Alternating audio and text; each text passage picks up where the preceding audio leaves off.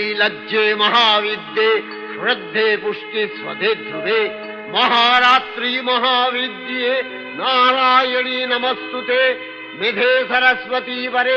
भूतिवभ्रवितामसि नियते त्वं प्रसीदेशे नारायणी नमस्तुते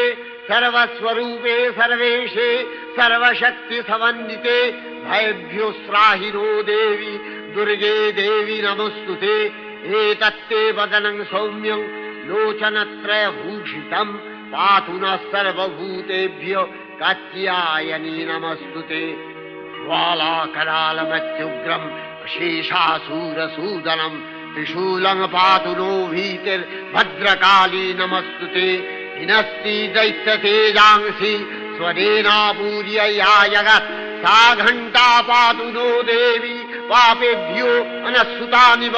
असुराश्रिग्वसापङ्क